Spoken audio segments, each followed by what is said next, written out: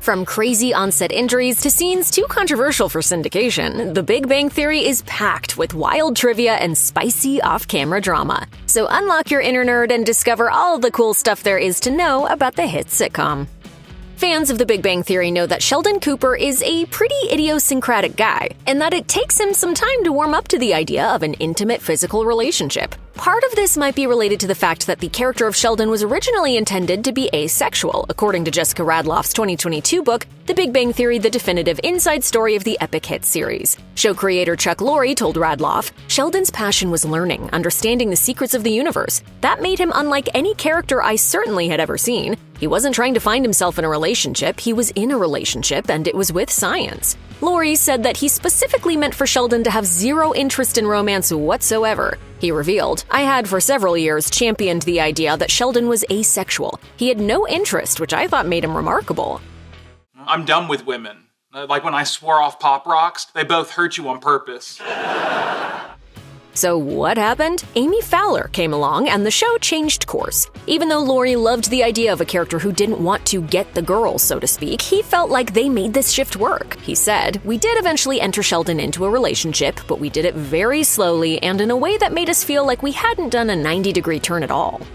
Even the most observant fans of The Big Bang Theory might not notice that throughout the series, Raj Koothrappali's hair changes a lot. From a dude that's basically a mullet to some pretty prominent sideburns, Raj sports a lot of different hairstyles. But there's a reason for that. Throughout many of the earlier seasons of the show, Raj had straight hair. Kunal Nair joked in Radloff's book that he thought he knew why, saying, "Curly hair is a pain, because in every scene it might look different, so for continuity's sake, I think they were like, let's just iron his damn hair down." And then, it just became this thing. But the show ended up writing an in-universe reason regarding Raj's apparent flat iron addiction too. In the season 11 episode, The Confidence Erosion, Raj makes a huge confession that adds depth to both his character and his friendship with Howard. When I first moved to America, I wanted to fit in, and Howard's hair was straight, and he was the coolest person I knew. So embracing his natural curls was a big step for Raj in this episode. Nair told Radloff, "It was so nice when we stopped straightening it because it was almost as if he was regaining his identity that he had lost. He had a fight with his best friend and said to Howard, 'You've bullied me my whole life.' Even though he really hadn't, he's like, 'You've just put me in this box and I want to be free of it.' It was so well done." Standing up to him was hard, but it made me realize that I can do anything. It feels safe to say that most actors would never turn down a massive sitcom like The Big Bang Theory unless you don't know it would be a huge success, which is what happened to Johnny Galecki when he was first offered the role of Leonard Hofstadter. In Radloff's book, Galecki revealed that he turned The Big Bang Theory down not once, not twice, but 5 times before finally taking on one of the lead roles. Here's the gist. Galecki was working on a Broadway play while casting was underway for the sitcom, and he wasn't particularly interested in giving up that opportunity for something that might never take off. He told his agent he wasn't sure the show would be a success. As Galecki recounted in Radloff's book, his agent responded, "Well then, go do it. Go do the pilot, make some money, more than you're making on stage, and if it doesn't get picked up, then you go back to New York and keep doing what you're loving right now." That's exactly how it went down, with Galecki making the pilot and the show getting picked up. But Galecki's still a little embarrassed about how he handled the whole thing, telling Radloff, "And I can confess this now because it only illustrates what an idiot I am, but I did turn down the role 5 times before eventually saying yes." It doesn't even seem real that Bernadette Rostenkowski-Wolowitz was originally only supposed to be in one episode, specifically the creepy candy-coating corollary where Leonard sets Howard up with her. Melissa Rauch told Jennifer Hudson during a 2023 interview, "Right before I got cast as Bernadette, I was literally at the unemployment office the week before that job. I was just supposed to be there for the week, and then they said I was gonna do a couple of more episodes." The fact that it turned into that, I'm just so endlessly grateful. Before TV shows get off the ground, a lot can change, but you still might be surprised to learn that Sheldon Cooper wasn't always named Sheldon. So you're like one of those beautiful mind genius guys. According to Radloff's book, he was originally set to be named Kenny because it had to do with the title of the show. The show's co-creator Bill Prady told Radloff, "Lenny, Penny, and Kenny was the original placeholder title of the show, so Lenny was the Leonard character, and Kenny was the Sheldon character. That title lasted for about 5 minutes. In fact, my contract says Lenny, Penny, and Kenny, aka Big Bang Theory." That was was the original plan, sure, but ultimately Laurie said they reworked Sheldon's name to work better with Leonard's to pay tribute to a television legend. He revealed to Radloff, "We wanted to pay homage to TV producer, director, actor Sheldon Leonard, so that's where Sheldon and Leonard came from." Sheldon Leonard worked on huge projects like The Andy Griffith Show, which arguably paved the way for shows like The Big Bang Theory, so that makes sense, and the rest is history. It might come as a surprise, but Kevin Sussman, who went on to play Stuart Bloom, was originally the first choice to play Howard. And Simon Helberg, who ended up playing Howard, didn't know that until he sat down for extensive interviews with Radloff for her book. Apparently, Sussman was the one who made the choice to remain tight-lipped about the whole thing out of respect for Helberg. He told Radloff, "I never mentioned it. I just didn't want to put that out in the ether because my relationship with him was so good." So how did Helberg feel when the bomb finally dropped? He was shocked, obviously. He told Radloff, "Oh my god, I'm literally covered in goosebumps right now. My feeling was that the network or the studio was not fully on board, but I had no idea what really happened, and Kevin obviously never told me that." The fact that Wil Wheaton plays himself on The Big Bang Theory is honestly very funny, and after his first appearance in the show's third season, he becomes a sort of staple for the series. What you might not know, though, is that Wheaton was initially against doing the show itself. Eventually, Bill Prady invited him to set and charmed him, but when he asked Wheaton to portray himself, that was a bridge too far for the Star Trek veteran. Wheaton told Radloff, "I felt playing myself was cheating, that it's not something I've earned, or it was going to be a one-off where someone would say, 'Hey, look, it's the kid from Star Trek,' and then it's over. And I didn't want that." Wheaton eventually came on board for a few reasons, but one was that Prady came up with a perfect workaround. Prady told Radloff, "I remember being terrified to also call him and say, 'We made your character evil,' but man, he was happy about it. He went, 'Oh my god, this is the greatest thing ever.' It gave him a character to play, evil Wil Wheaton." But I can't defeat Wil Wheaton, the man who loved his meemaw. Incredibly, Kaylee Cuoco suffered from 2 serious injuries during her time on The Big Bang Theory, but only one of them happened on set. Cuoco's first injury was a head wound she suffered while staging a prank during the filming of a Season 6 episode. Bernadette, Leonard, Penny, and Howard are on a double date for Valentine's Day, and nobody is having a particularly good time. So Cuoco thought it would be funny for Leonard to pretend to punch Penny during their argument, which would lead to her falling off her chair, and that's exactly what happened. But that's also where things went wrong. As Rausch recalled in Radloff's book, Cuoco had blood on her head when she came up from the table. Apparently, in the process of falling, Cuoco seriously cut her head, and she ended up needing stitches. This sounds dire, but it wasn't nearly as bad as Cuoco's horseback riding injury. While filming the show's 4th season, Cuoco, a longtime equestrian, was thrown from a horse while she was riding outside of Los Angeles. During the fall, the horse nearly crushed her left leg with its foot. Cuoco told Radloff, "Everything ended up fine, and I was up and working a week later, but the doctors acted like I was never going to walk again. It's still too much for me to go into, and it sounded way worse than it was, and of course it was spiraling, and everyone was freaking out, which I get." There's a particularly dismal running gag in The Big Bang Theory concerning one of Penny's roles, and as it turns out, nobody really liked filming it. Before the show's main storyline, Penny, a struggling actor, led a low-budget horror flick called Serial Apist, and in Season 8, Wil Wheaton convinces Penny to star in the equally low-budget sequel, Serial Apist 2. Not only did this require Kaylee Cuoco to be in a costume that involved a ton of artificial monkey hair, but it just kind of stunk. Cuoco told Radloff, "I was like, really, you guys? This is what's happening?" And Chuck Lorre just thought it was so funny. He loved it. I never understood why. But apparently, Lorre didn't really like it either. He told Radloff, "I actually don't recall loving it. We wanted Penny to have some small success in her dream of being a successful actor, but it's not my favorite episode." The whole thing was just a misfire from top to bottom, and it's probably not surprising that Serial Apist 2 is the role that convinces Penny to quit acting entirely. I finally realized I don't need to be famous or have some big career to be happy. Then what do you need? You stupid Pop-Tart!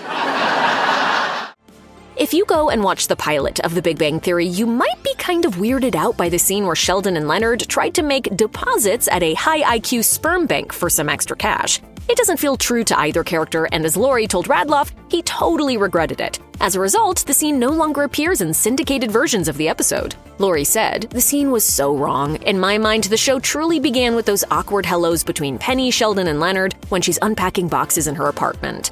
Jim Parsons also chatted with Radloff about this, and as he said, it didn't really bother him as much as it apparently bugged Laurie. He told Radloff, "Looking back, it was out of place, but there was no way for the producers to know, and that's where it wasn't a mistake. But it is confusing information now, and I get why Chuck took it out in syndication because the episode is much stronger and more special without it."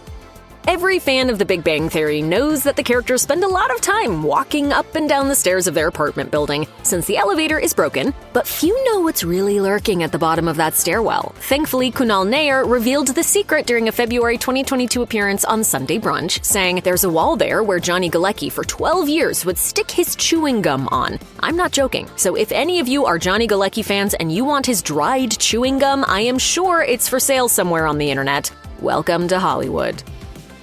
The Big Bang that's aired for a decade plus is very different from the pilot episode presented to CBS in 2006. Jim Parsons' Sheldon was sexually active in the pilot. There was also no Penny. Instead, the attractive neighbor role was filled by a tough, not very friendly woman named Katie. You make stupid choices and then you blame everyone else. You're calling me stupid. No, I said you make stupid choices. Because I'm stupid. Well...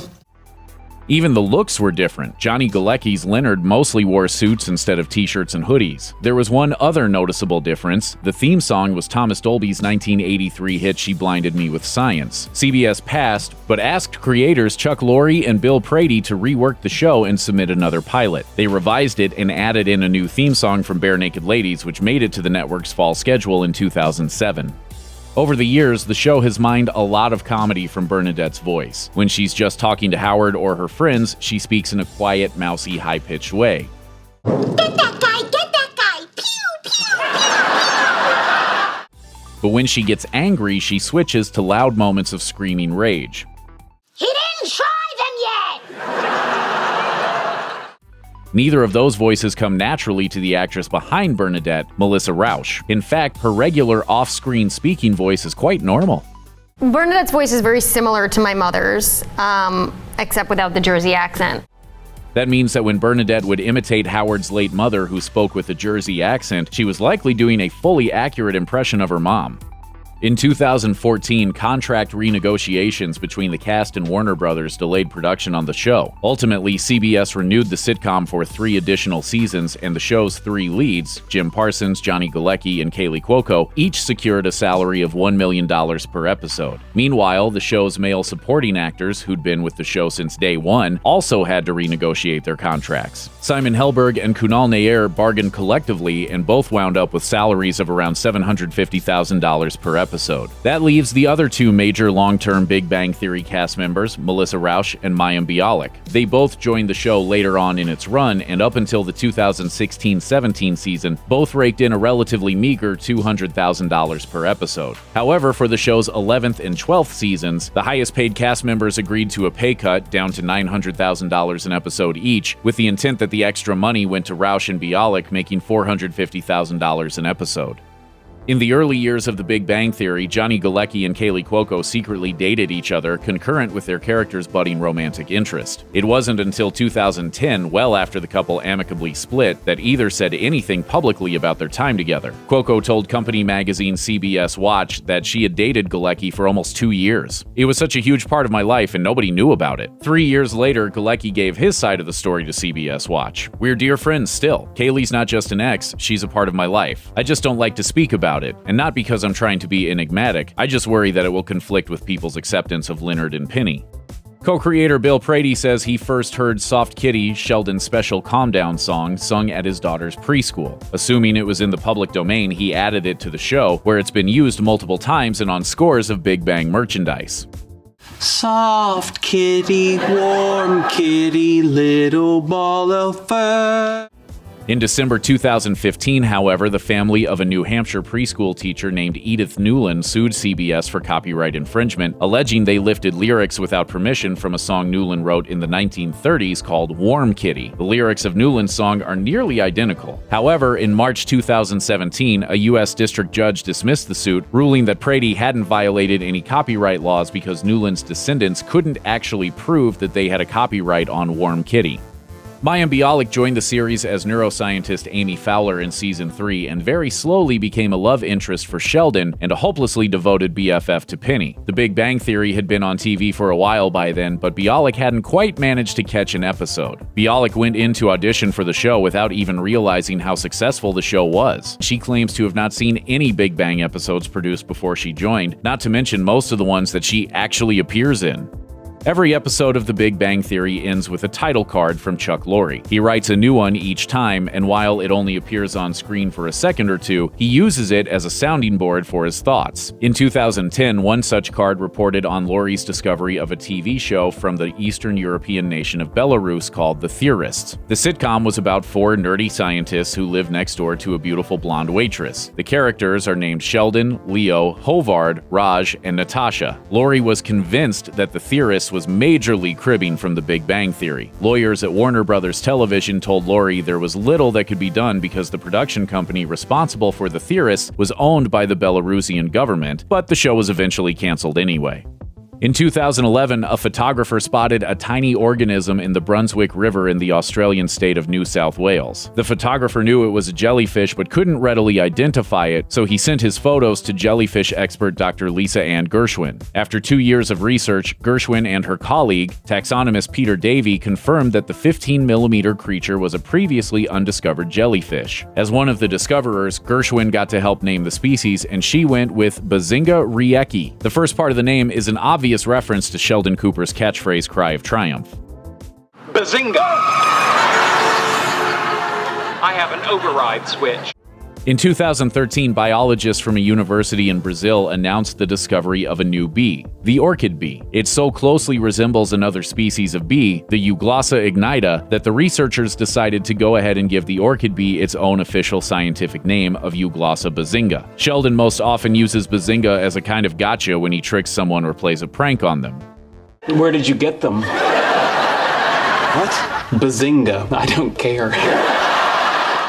The biologists thought the word was a perfect way to describe such a tricky bee. That makes it one of few insects on Earth to ever be named after a sitcom catchphrase. The Big Bang Theory showrunner released a statement in response on behalf of the fictional honoree. Sheldon would be honored to know that Euglossa bazinga was inspired by him. In fact, after Mothra and griffins, bees are his third favorite flying creatures.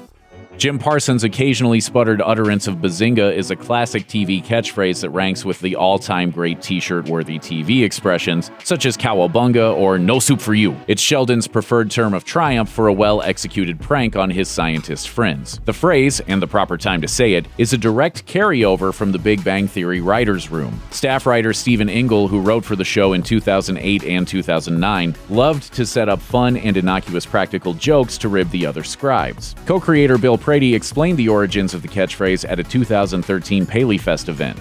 That was Stephen's word for gotcha, and he would use it in the writer's room. When The Big Bang Theory was getting off the ground in the mid-2000s, former child superstar Macaulay Culkin was in the midst of a comeback. He'd ended a long hiatus with appearances in 2 indie films, the religious satire Saved, and the club kid murder mystery Party Monster. Big Bang Theory producers wanted very much to be in business with the former Richie Rich and Kevin McAllister. Culkin guested on the Joe Rogan Experience podcast in 2018 and told Rogan, No, I said like, nah, because it was kind of like the way the pitch was kind of just like, all right, these 2 like astrophysicist nerds, and then a pretty girl lives with them, yoinks! Culkin didn't reveal which character he would have played, but he did add that he had to reject producers' overtures 2 more times. The Big Bang Theory just loves to insert musical sequences now and then to break up the setup, wisecrack, laughs formula, and whenever possible, they let the actors perform their own musical stunts. That works out because a number of the cast members know their way around an instrument. In the 2013 episode The Romance Resonance, Bernadette gets quarantined, which leads to Howard leading the whole Big Bang group in a performance of a special song he wrote for her. If I didn't have you, life would be blue. I'd be Doctor Who without the TARDIS. Is it me or does she not look so good?